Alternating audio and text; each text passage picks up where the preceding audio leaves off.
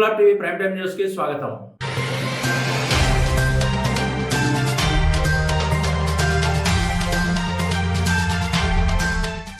తీసుకోవడం జరిగిందో అటానమస్ కాలేజీలు తీసుకొని వారంతరికి వారే పరీక్షలు నిర్వహించుకోవడం, వారంతరికి వారే సిలబస్ సెట్ చేసుకోవడం, వారంతరికి వారే ఎవాల్యుయేషన్ చేసుకొని చివరకు డిగ్రీలు వచ్చేసరికి ఆ డిగ్రీలు సంబంధిత యూనివర్సిటీస్లు ఇస్తున్న నేపథ్యంలో యూనివర్సిటీ పరిధిలోనే వివిధ కాలేజీల మధ్య తారతమ్యం మరి ఈరోజు ఉన్న విషయాన్ని రాష్ట్ర ప్రభుత్వం గుర్తించి ముఖ్యంగా నిన్న జరిగినటువంటి సమీక్షలో గౌరవ ముఖ్యమంత్రి వర్యులు దీన్ని క్షుణ్ణంగా సమీక్షించడం జరిగింది. రాష్ట్రంలో ఈ విధంగా అటానమస్ స్టేటస్ అని చెప్తూ ఎన్ని కాలేజీలు ఉన్నాయని చెప్పి దీని మీద సమీక్షిస్తే సుమారు 109 కాలేజీలు ఈ రాష్ట్రంలో అటానమస్ స్టేటస్ను పొంది వారంతరికి వారే సిలబస్ను, పరీక్షల క్వశ్చన్ పేపర్స్ను, ఎవాల్యుయేషన్ను నిర్వహిస్తున్న పరిస్థితిని ఈరోజు గమనించడం జరిగింది. అత్యధికంగా జేఎన్టీయూ కాకినాడ పరిధిలో 31 కాలేజీలు, అంటే ఇవి డిగ్రీ కాలేజీలు కావచ్చు, అంటే హ్యుమానిటీసు లేకపోతే ప్యూర్ సైన్సెస్, కామర్సు డిగ్రీలతో పాటు ఇంజనీరింగ్ కోర్సులు కూడా నిర్వహిస్తున్న పరిస్థితి. సో అలాంటి కాలేజీలు అన్నీ కలుపుకొని జేఎన్టీయూ కాకినాడ పరిధిలో 31 కాలేజీలు, జేఎన్టీయూ అనంతపూర్ పరిధిలో 21 కాలేజీలు, ఇక ఆచార్య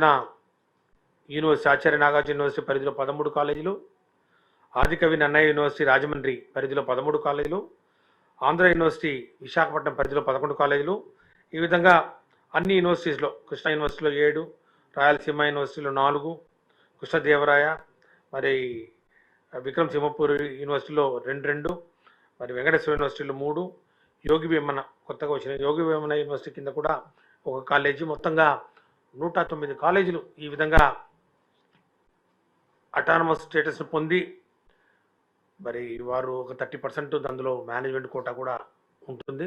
సో 30% మేనేజ్మెంట్ కోటా ద్వారా మరి అట్లాగే వాళ్లకు వచ్చినటువంటి ఈ యొక్క అటానమస్ స్టేటస్ ద్వారా కూడా కొన్ని అక్రమాలు జరిగాయనే ఒక విషయాన్ని కూడా ఈరోజు ప్రభుత్వం గుర్తించడం జరిగింది. ఈ అటానమస్, నాన్ అటానమస్ కాలేజీ మధ్య వ్యత్యాసం, ఈ ప్రశ్న పత్రాలతో పాటు ఎవాల్యుయేషను, తర్వాత ఈ డిగ్రీలు ఏవైతే ఇస్తున్నారో ఈ డిగ్రీలు వచ్చిన తర్వాత కూడా ఉద్యోగాలు వచ్చే పరిస్థితి ఉండాలనేది గౌరవ ముఖ్యమంత్రి వర్యుల యొక్క ఆలోచన విధానం. నైపుణ్యం లేకుండా ఇంటర్వ్యూలు కూడా ఎదుర్కోలేని పరిస్థితి ఈరోజు మనం చూస్తున్నామని, మరి ప్రతి విద్యార్థి కూడా నైపుణ్యంతో, సబ్జెక్టులో పరిజ్ఞానంతో ముందుకు పోవాలి అని ముఖ్యమంత్రి గారి ఆలోచన. అందుకే ఇదివరకే ఈ యొక్క సంస్కరణలో భాగంగా, ఉన్నత విద్యలో సంస్కరణలో భాగంగా ముఖ్యమంత్రి గారి అనుమతితోటి ప్రతి డిగ్రీలో కూడా అప్రెంటిస్షిప్ విధానాన్ని కూడా తీసుకురావాలని చెప్పి నిర్ణయించడం జరిగింది. కనీస అనుభవం లేకుండా, పరిజ్ఞానం లేకుండా ఈ డిగ్రీలకు విలువ ఏముంటుంది చెప్పండి? విద్యార్థులు తాము చదువుకున్న కోర్సుల్లో తమకు నచ్చిన సబ్జెక్టులు కొన్ని ఎంపిక చేసుకునే విధానం కూడా, అలాంటి అవకాశం కూడా కల్పించాలని చెప్పి నిన్న జరిగినటువంటి సమీక్షలో ముఖ్యమంత్రి గారు ఆదేశాలు ఇవ్వడం జరిగింది. కొత్త సబ్జెక్టులు అందుబాటులో ఉండాలి. మారుతున్న కాలానికి అనుగుణంగా మార్కెట్లో మరి ఇండస్ట్రీ ఏ విధంగా నూతన ఆవిష్కరణలు చేస్తూ కొత్త మరి సాంకేతిక పరిజ్ఞానంతో ముందుకు పోతుందో దానికి అనుగుణంగా విద్యా వ్యవస్థ ఉండాలనేది ప్రభుత్వం యొక్క ప్రధాన ఆలోచన అని చెప్పి కూడా తెలియజేస్తున్నాం. ఎందుకంటే అభివృద్ధి చెందిన దేశాల్లో ఒకసారి డిగ్రీ విద్యా విధానాన్ని పరిశీలిస్తే అక్కడ విద్యార్థులకు పూర్తిగా స్వయం ప్రతిపత్తి కల్పిస్తున్న పరిస్థితి మనం చూస్తూ ఉన్నాం. ఎంపవర్మెంట్ ఆఫ్ స్టూడెంట్స్, అంటే విద్యార్థులకు తమ నచ్చిన కోర్సులో ఆ యొక్క విద్యా సంస్థల పరిధిని కూడా దాటి ఆన్లైన్ వ్యవస్థ కానివ్వండి, మరి ఆఫ్లైన్ వ్యవస్థ కానివ్వండి, వీటన్నిటినీ క్రోడీకరించుకుంటూ విద్యా విధానాన్ని ముందుకు తీసుకుపోతున్న పరిస్థితి మనం చూస్తూ ఉన్నాం. ఇంకా ఈ ట్రెడిషనల్ చాక్ అండ్ టాక్, అంటే ట్రెడిషనల్ బ్లాక్ బోర్డు మరి క్లాస్ రూమ్ లెక్చర్సే కాకుండా ఇప్పుడు మనకు ఈ కరోనా లాక్డౌన్ కంటైన్మెంట్ నేపథ్యంలో ఈ ఆన్లైన్ కోర్సులు కూడా పెరిగిన ప్రాచుర్యం వలన చాలా చోట్ల, చాలా విద్యా సంస్థల్లో, చాలా యూనివర్సిటీలో కూడా ఈ ఆన్లైన్ విద్యా విధానం రావడం ఒక శుభ పరిణామం అని చెప్పి కూడా భావిస్తూ ఉన్నాం. కాబట్టి ఈ ఆర్ట్స్ సబ్జెక్టులతో పాటు హ్యుమానిటీస్ కానివ్వండి, ఈ ప్యూర్ సైన్సెస్ కానివ్వండి,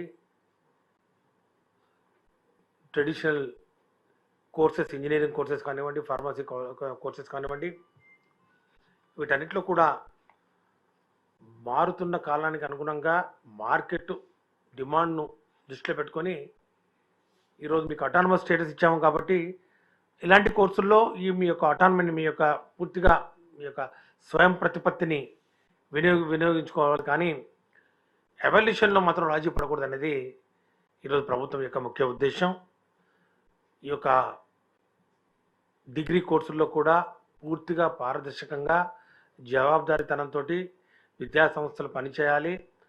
అడ్మిషన్లో కూడా పారదర్శకంగా రిజర్వేషన్స్, రూల్ ఆఫ్ రిజర్వేషన్స్ పాటిస్తూ అడ్మిషన్స్ చేపట్టాలని చెప్పి పదే పదే చెప్పాం. గత ప్రభుత్వాలు దీని మీద పూర్తిగా చీటకన్ను వేసిన పరిస్థితి మనం చూసాం. విచ్చలవిడిగా ప్రైవేటైజేషన్కు పట్టం కడుతూ కార్పొరేటీకరణ, అట్లాగే కమర్షియలైజేషన్కు పెద్దపీట వేస్తూ ప్రభుత్వం ఇస్తున్నటువంటి రాయితీల్ని వినియోగించుకుంటూ ఈ కళాశాలలో రిజర్వేషన్స్ పాటించకుండా అడ్మిషన్స్ను పూర్తిగా ఏకపక్షంగా జవాబుదారీతనంతో కాకుండా విచ్చలవిడిగా చేసిన పరిస్థితిని గమనించి వైఎస్ఆర్ కాంగ్రెస్ పార్టీ ప్రభుత్వం అధికారంలోకి వచ్చిన వెంటనే దీని మీద దృష్టి పెట్టడం జరిగింది. ముఖ్యమంత్రి గారి ఆదేశాల మేరకు ఈ విద్యా సంవత్సరంలో నూతనంగా ఆన్లైన్ బేసిస్ మీద అడ్మిషన్స్ కూడా చేపట్టడం జరిగిందని చెప్పి కూడా తెలియజేస్తున్నాం. ఈ ఆన్లైన్ అడ్మిషన్ విషయంలో కొంచెం ఆలస్యం జరిగింది. ఇక ఎల్లో మీడియా, మరి ప్రతిపక్షాలకు సంబంధించినటువంటి పేపర్లలో, మరి ముఖ్యంగా ప్రైవేటు విద్యా సంస్థలతోటి చేయగలిపి గుమ్మక్కై పతాక శీర్షికలతోటి పెద్దగా బ్యానర్ ఐటమ్స్ పెడుతూ పూర్తిగా అడ్మిషన్స్ వ్యవస్థలో రాష్ట్ర ప్రభుత్వం ఫెయిల్ అయింది, అడ్మిషన్లు లేట్ అయిపోయినాయి, విద్యార్థులందరూ పొరుగు రాష్ట్రాలకు వెళ్ళిపోయారు, ఎవరు లేరు, ఇంకేం మిగిలేది లేదు, ఇంజనీరింగ్ అడ్మిషన్లు పూర్తిగా ఫెయిల్ అయిపోయినాయి, ఫార్మసీ అడ్మిషన్లు ఫెయిల్ అయిపోయినాయి అని చెప్పి గగ్గోలు పెట్టిన పరిస్థితుల్లో వారికి ఈరోజు నేను గణాంకాలతో వారి ముందుకి నేను చెప్తా ఉన్నాను. ఈ యొక్క వాస్తవాల్ని రాష్ట్ర ప్రజల దృష్టికి కూడా వారి ముందు తీసుకొస్తూ వారికి తెలియజేస్తూ, గత ఏడాదితో పోలిస్తే డిగ్రీ అడ్మిషన్లు 2,20,000 నుంచి ఈ విద్యా సంవత్సరంలో 2,70,000కు పెరిగిందని చెప్పి ఈరోజు నేను తెలియజేస్తా ఉన్నాను.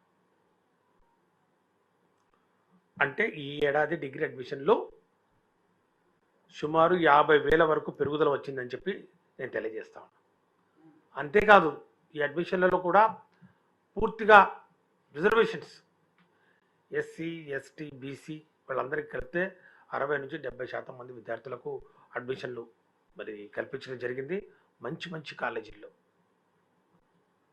ఇదివరకైతే పారదర్శకంగా జరగని అడ్మిషన్లో వలన ఎవరికి ఎన్ని సీట్లు ఇచ్చాం, ఎవరు లబ్ధి పొందారు, ఏ విధంగా క్యాపిటేషన్ ఫీజు, ఈ డొనేషన్ల ద్వారా అక్రమ మార్గాల్లో ఏ విధంగా అడ్మిషన్లు పూర్తి చేసుకొని ఈ యొక్క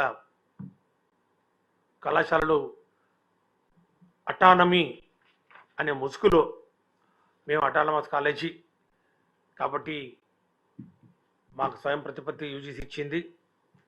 దీని ప్రకారం మమ్మల్ని ఎవరు ఏం అడగడానికి లేదు. సిలబస్ చెప్పినా చెప్పకపోయినా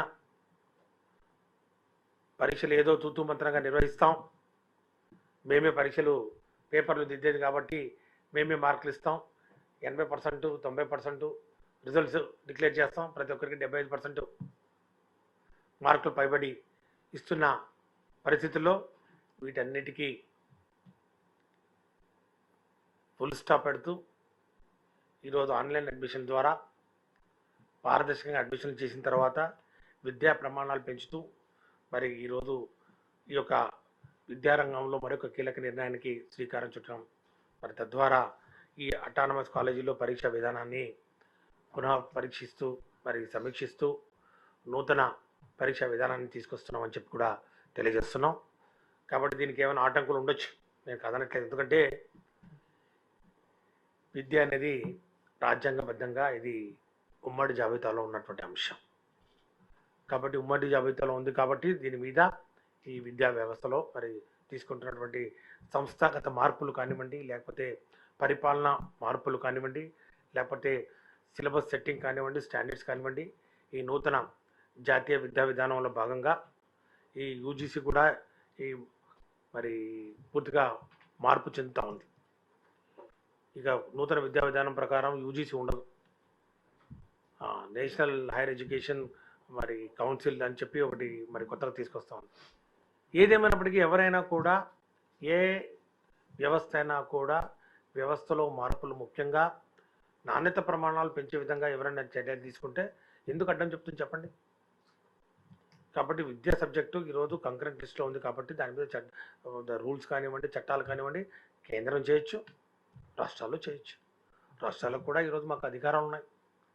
కేంద్రం చేసింది కదా అని చెప్పేసి మేము యూజీసీ ద్వారా రికగ్నైజేషన్ అయినాం కాబట్టి మేము అక్కడికి పోతాం, ఇక్కడికి పోతాం, న్యాయ వ్యవస్థ తలుపు తడతాం, అది చేస్తాం. దేనికైనా మేము సిద్ధంగా ఉన్నాం.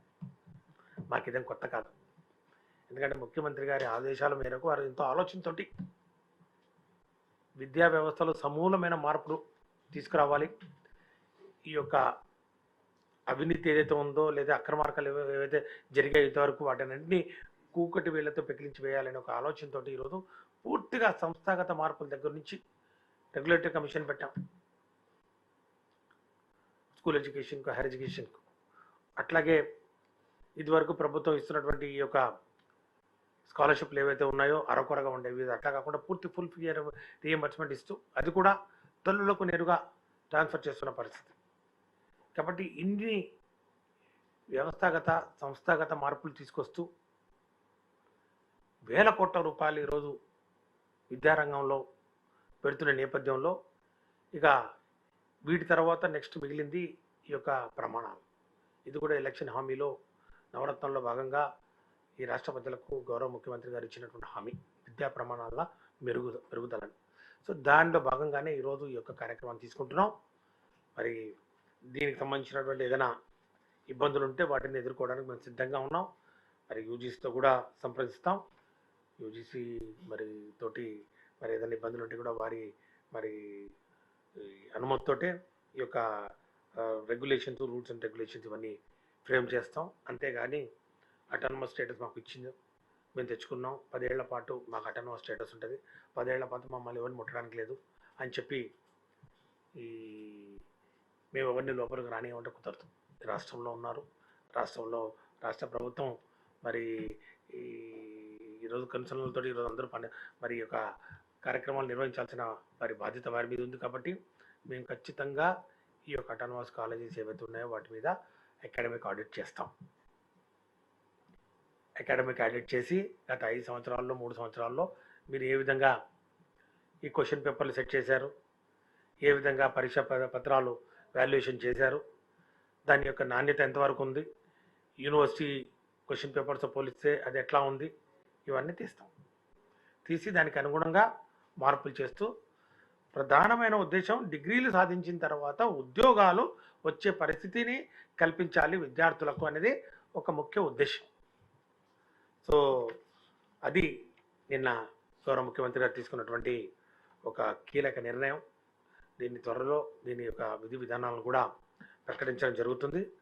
అంతేకాకుండా వచ్చే నెల ఏప్రిల్ 9న జగనన్న విద్యా దీవెన కింద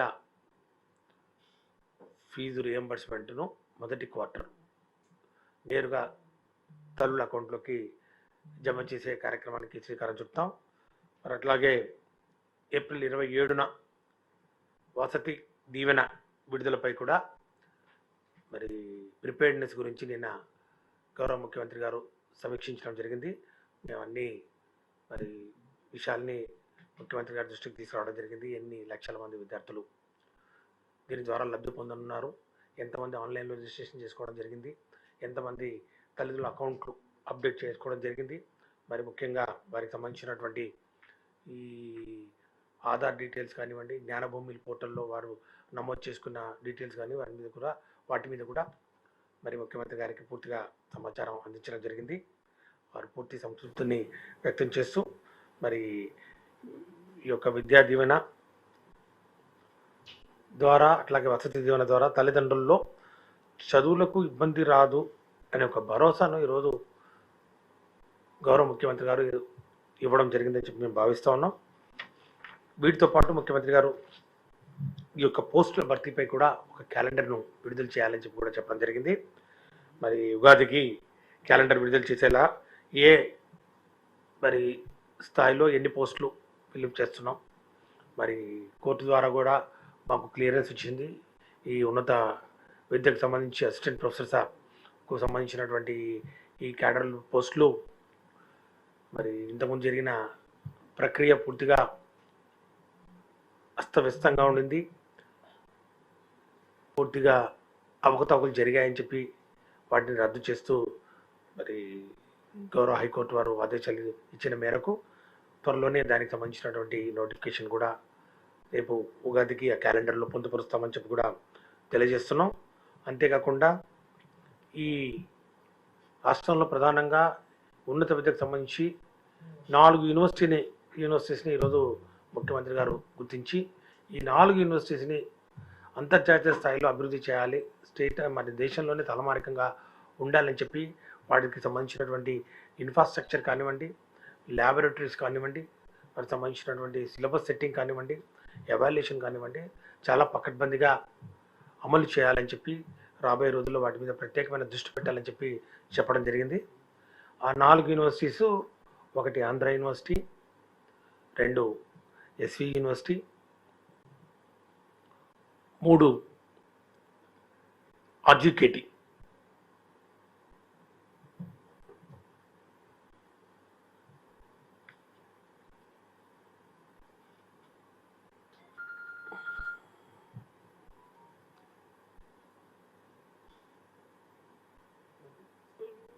ఒకటి జైంట్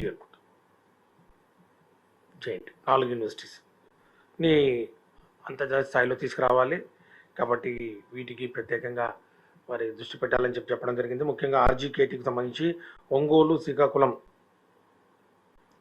సెకండ్ జనరేషన్ IIITలు, ఈ 2 IIITలకు సంబంధించినటువంటి మౌలిక సదుపాయాల కల్పనకు వీలైనంత త్వరగా నిధులు విడుదల చేయాలని చెప్పి ముఖ్యమంత్రి గారు ఫైనాన్స్ డిపార్ట్మెంట్కు ఆదేశాలు ఇవ్వడం జరిగింది.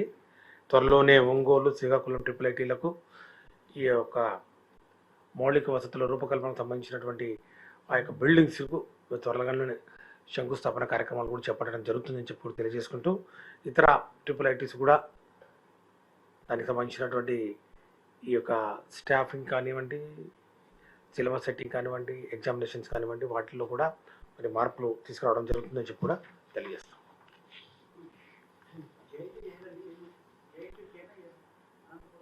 జైంట్ యూనివర్సిటీస్ 2 యూనివర్సిటీస్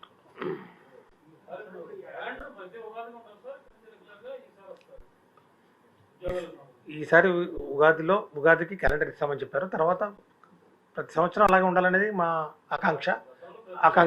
దాని ప్రకారం మరి స్టెప్లు తీసుకుంటాం, దాని ప్రకారం చర్యలు తీసుకుంటాం. ఇప్పుడు మాత్రం ఉగాదికి మాత్రం క్యాలెండర్ ఇవ్వాలని చెప్పి ముఖ్యమంత్రి గారు ఆదేశాలు ఇవ్వడం జరిగింది. అటానమస్ క్యాన్సిలేషన్ కాదు, పరీక్షా విధానంలో మార్పులు కీలక నిర్ణయం తీసుకున్నాను. అటానమస్ గురించి నేను చెప్పలేదు కదా, అటానమస్ అదే చెప్తున్నా. ఇప్పుడు అటానమస్ గురించి నేనేం కామెంట్ చేయలేదు. అటానమస్ కాలేజీలో ఉన్నటువంటి పరీక్షా విధానాన్ని మరి దాని మీద మార్పులు చేయడం జరిగింది. దాన్ని ఏ విధంగా నాణ్యత ప్రమాణాలు పెంచాలనే దాని మీద రాష్ట్ర ప్రభుత్వం ఒక నిర్ణయం తీసుకుంటాం. యూజీసీ పరిధి కానివ్వండి, ఏఐసిటీ కానివ్వండి, ఏఐసిటీ పరిధిలో ఉన్న కాలేజెస్ మీద మరి ఏ విధంగా మనకి కాలేజెస్కు పర్మిషన్ మేము విత్డ్రా చేసాము నాణ్యత ప్రమాణం లేకపోతే ఇంజనీరింగ్ కాలేజెస్ కూడా ఏఐసిటీ అప్రూవల్ పోయిన సంవత్సరం 45 కాలేజీలు ఏవైతే మరి నాణ్యత ప్రమాణాలు లేవని చెప్పి మూసేయడం జరిగిందో ఈ సంవత్సరం కూడా ఇంకా తనివిపోతాం. అదే చెప్తున్నాను నేను, ఉమ్మడి జాబితాలో ఉంది, ఇది కంకరెంట్ లిస్ట్లో ఉంది. కాబట్టి మాకు అధికారం ఉన్నాయి, వాళ్ళకు అధికారం ఉన్నాయి, కానీ నాణ్యత ప్రమాణాలు మరి పెంచే క్రమంలో ఎక్కడైనా కానీ ఒక క్లాషింగ్ ఏదైనా వస్తే కానీ ఖచ్చితంగా వారితో సంప్రదించి నిర్ణయం తీసుకుంటామని కూడా చెప్పడం జరిగింది. గుర్తించడం జరిగిందనే చెప్పాను కదా, నేను చెప్పాను కదా ఇంతవరకు గుర్తించడం జరిగింది. ముఖ్యంగా కొన్ని అక్రమాలు జరిగాయని చెప్పి కూడా మేము గుర్తించడం జరిగింది. పరీక్షలు పెట్టకుండా లేకపోతే ఆ పరీక్షల స్టాండర్డ్ సిలబస్ కంప్లీట్ చేయకుండా వాళ్ళే క్వశ్చన్ పేపర్లు పెడతారు. కాబట్టి ఉదాహరణకు ఒక 5 యూనిట్లు ఉన్నాయి ఒక సబ్జెక్టులో, ఫ్లూయిడ్ మెకానిక్స్ ఇంజనీరింగ్ సబ్జెక్టు. 5 యూనిట్లో వాళ్ళు సబ్జెక్టులో లెక్చరర్ లేడు, వాళ్ళు ఏదో లాస్ట్లో ఎప్పుడో తీసుకొచ్చి ఒక 2 యూనిట్లు పెట్టాడు. 5 యూనిట్లు కాకుండా 2 యూనిట్లతోనే పరీక్షలు మరి జరిగాయి. కాబట్టి పిల్లలు గగ్గోలు పెడతారు. కాబట్టి 2 యూనిట్లతోనే అన్ని క్వశ్చన్లు 2 యూనిట్లతోనే పెట్టేసి పరీక్షలు పాస్ చేసి 70% 80% ఇవ్వడం కరెక్టా? అదే ఆ యొక్క పరీక్ష పేపరు వేరే బయట వాళ్ళు ఎవాల్యుయేట్ చేస్తారు. క్వశ్చన్ పేపర్ బయట సెట్ అవుతుంది, వాల్యుయేషన్ బయటకు పోతుంది, వేరే వాళ్ళ దగ్గర సెంట్రల్ స్పాట్ వాల్యుయేషన్లో జరుగుతుంది. అంటే ఈ విధంగా ఇంత ధైర్యంగా ఆ యొక్క అటానమస్ కాలేజీలు ఈ విధంగా ఈ కోర్సులు నడుపుతారా చెప్పండి. యాజమాన్య కోట గురించి దానికి విధి విధానాలు పెడుతున్నాం, దానికి కూడా విధి విధానాలు ఇస్తున్నాం.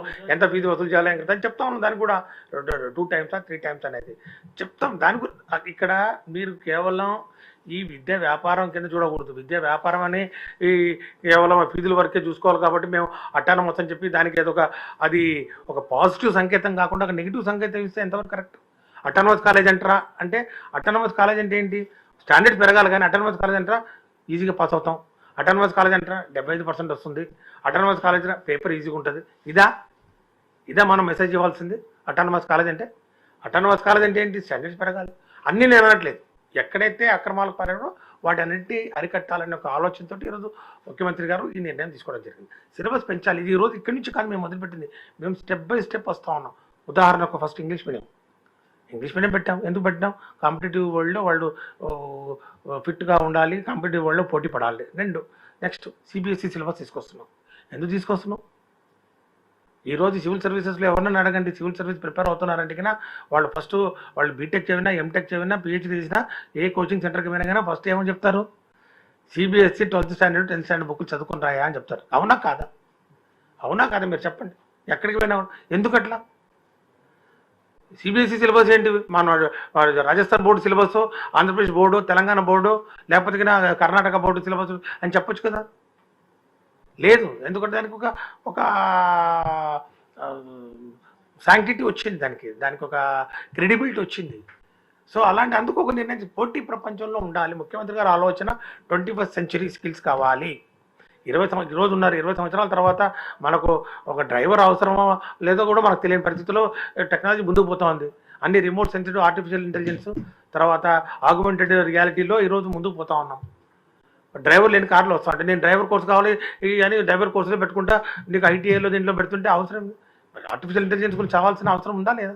సో కొత్త కోర్సులు పెట్టండి. అటానమస్ ఇచ్చాం, కొత్త కోర్సులు పెట్టండి, కొత్త సిలబస్ తీసుకురండి. ఇండస్ట్రీకి సంబంధించినటువంటి రిక్వైర్మెంట్ ఏముందో దాని ప్రకారం మీరు సిలబస్ ఫ్రేమ్ చేయండి. అంతేగాని షార్ట్ కట్ మెథడ్స్లో ఈ అటానమస్ కాలేజ్ ఒక్కసారి వన్స్ ఇన్ 10 yearsకి ఒకసారి ఎప్పుడో వస్తాడు యూజీసీ, ఎవరిని వేస్తారు, వాళ్ళు ఎవరో వచ్చిపోతారు. మీరు చూసారు కదా, ముప్పటిగా ఈరోజు 285 కాలేజీలు, 290 ఇంజనీరింగ్ కాలేజీలు ఉంటే ఈరోజు 45 కాలేజీలు ఎందుకు పోయాయి? ఎందుకు మూసేస్తూ ఉన్నారు? ఈరోజు మాకు స్వచ్ఛందంగా చాలా కాలేజీలు మేము మూసేస్తున్నామని ఈ సంవత్సరం మాకు వచ్చాయి. ఎందుకంటే ఈసారి ఇంకా గట్టిగా పోతున్నాం కాబట్టి.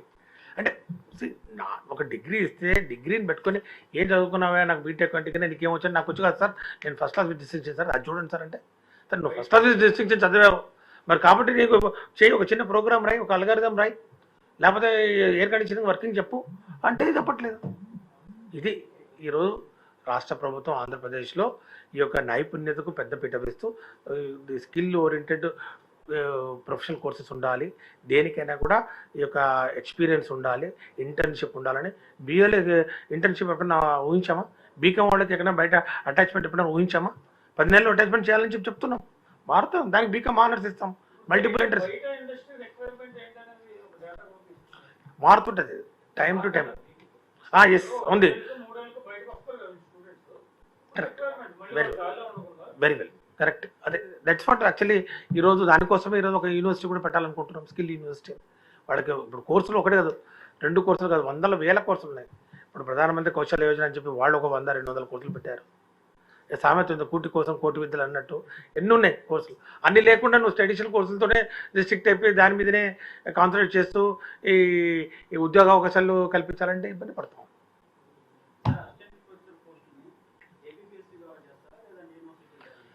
అంటే ఈ రోజు వరకు ఏపీపీఎస్సీకి ఒక నిబద్ధత ఉంది, ఏపీపీఎస్సీకి ఒక విశ్వసనీయత ఉంది.